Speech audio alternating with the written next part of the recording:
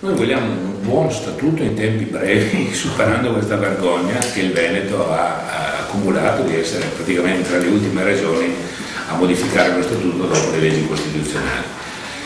E noi non siamo affatto in ritardo, perché abbiamo fatto un'operazione di grande buonsenso di costruire una bozza di statuto che poi abbiamo discusso non solo nel gruppo ma con interlocutori parlamentari e del partito e anche rivolta alle associazioni, perché lo statuto che si fa non è lo statuto del gruppo parlamentare, la proposta del gruppo parlamentare, in questo caso del Consiglio regionale del PD, ma è una proposta che riguarda tutta la regione Veneto, quindi deve avere anche una costruzione partecipata. Quindi lo slittamento di alcuni giorni è stato proprio necessario per procedere a quella consultazione e a quella lettura attenta. Molto lontano dallo statuto presentato dalla Lega del Popolo della Libertà, perché è uno statuto,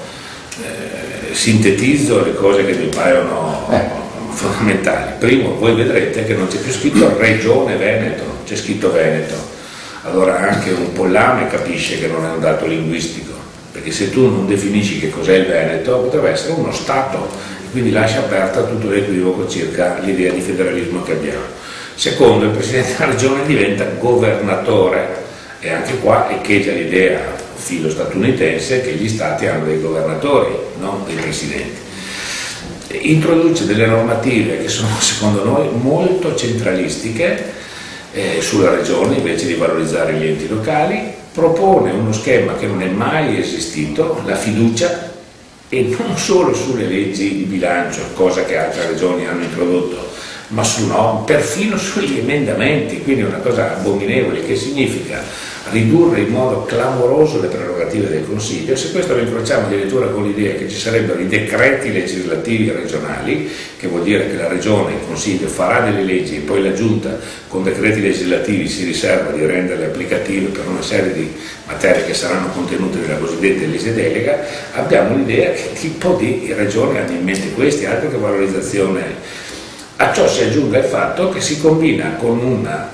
ripeto, riduzione delle prerogative della minoranza e poi con una forte accentuazione più pubblicitaria che sostanziale, perché nello statuto è scritta così, dell'idea di un Veneto che si chiude. Se si chiama governatore o presidente non cambia molto. La sostanza fondamentale è che il combinato disposto dell'omissione della definizione della regione Veneto, l'attribuzione del governatore, l'introduzione della fiducia, dei decreti legislativi, la riduzione delle prerogative del Consiglio connotano una fisionomia da Stato nazionale, da Parlamento, in cui il governo governa e l'opposizione al massimo verifica l'operato e si ripresenta dopo 5 anni.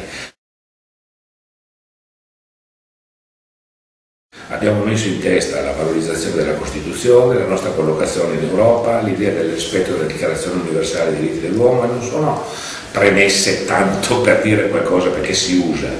ma sono l'idea che noi non coltiviamo la negazione della caratteristica del Veneto, ma la vogliamo inserita in un contesto nazionale ed internazionale di apertura e non di chiusura. Questa è una prospettiva profondamente diversa. Noi siamo dell'idea di una regione che si apre all'Italia e si apre all'Europa, quindi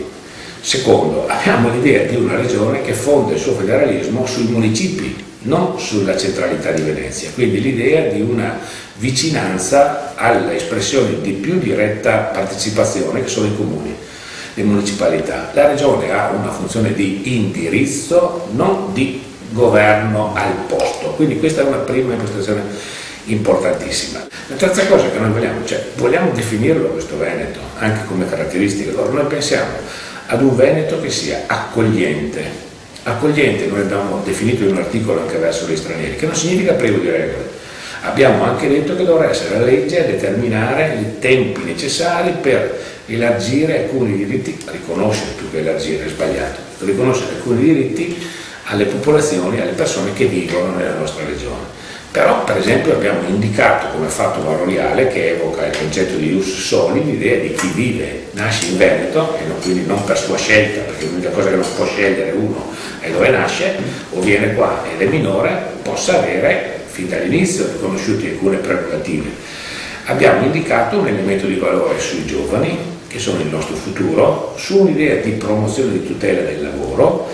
su un'idea di favorire l'innovazione di una regione che ha avuto eccezionali performance ma che si troverà a confrontarsi con problemi fino a ieri inediti e che fa anche della condizione del welfare e della coesione sociale un punto di valore che ha permesso alla nostra comunità di reggere nei momenti di crisi.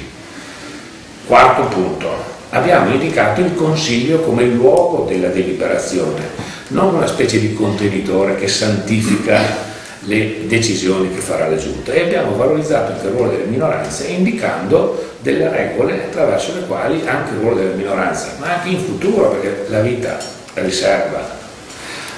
anche ad altri che pensano di essere eterni l'idea di poter andare domani in minoranza e quindi di riconoscere le prerogative. Quinto punto, che non è il quinto ma è un punto importantissimo, abbiamo in mente uno statuto che valorizzi le specificità territoriali del Veneto,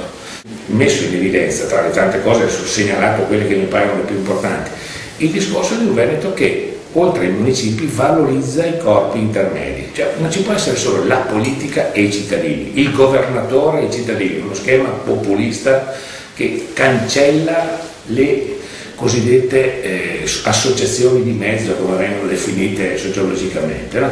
Allora, le organizzazioni datoriali, le organizzazioni sindacali, il mondo ricchissimo dell'associazionismo. Ecco, noi pensiamo che ci sia una valorizzazione della funzione del Consiglio regionale dell'economia del lavoro, ma che la Regione debba dotarsi di strutture che permettano.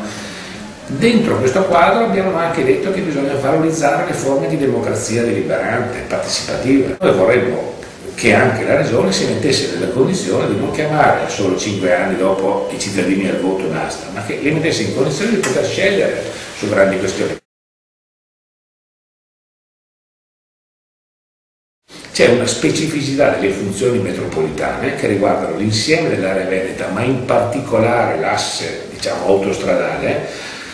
Verona, Vicenza, Padova, Venezia, che sono depositari di alcune funzioni di eccellenza che vanno dall'università, agli aeroporti, alcuni ospedali, le fiere, sappiamo tutti che ci sono queste funzioni. Allora noi abbiamo posto un problema: come si governano queste funzioni? Facciamo finta che non ci sia la montagna, che ha un'area vastissima che confina con le regioni di statuto speciale, quindi abbiamo posto il problema dell'autonomia amministrativa della provincia di Belluno. Rovigo è un caso differente, ma non meno interessante, perché Rovigo ha delle specificità legate al suo tipo di sviluppo, al suo tipo di collocazione, ha un problema assolutamente importante che è come il problema del Po, che è un problema non solo veneto ma nazionale. Quindi abbiamo fatto un ragionamento su un Veneto che non è il Veneto dei tanti campanili, ma un Veneto che riconosce proprio nell'idea dell'innovazione queste funzioni. La prima roba che fa la Commissione è di fare un blitz sul regolamento proponendo di limitare i tempi di discussione delle minoranze, prendendo a pretesto forme ostruzionistiche che noi non abbiamo mai praticato. Allora, purtroppo quando si labella la propria incapacità come forma ostruzionistica da parte di altri e si parte dal regolamento invece che dallo statuto, finiamo per partire col piede sbagliato e di avvelenare i pozzi. Noi abbiamo detto noi che lo statuto lo vogliamo in fretta, è 10 anni che facciamo figure barbine in tutta Italia e in tutta Europa. Una grande regione come il Veneto, che ha sbandierato la sua capacità di autogoverno, non riesce a darsi la carta costituzionale, cioè anche noi ci dobbiamo vergognare di questo, purtroppo non per causa nostra. Quindi siamo interessati a farlo presto e a farlo bene, ma non a farlo pur che sia, perché questo diventerebbe farima anche baciato, una porcheria o pur che sia.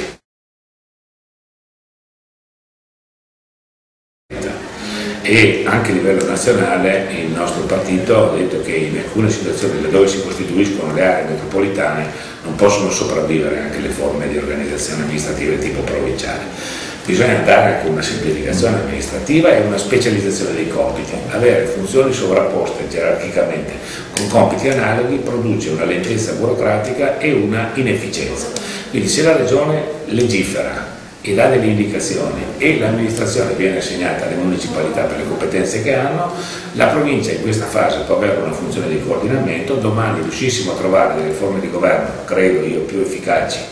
delle funzioni metropolitane, potremmo pensare anche ad altre forme organizzate. Però è evidente che se vogliamo un vero federalismo le municipalità non possono che essere il centro.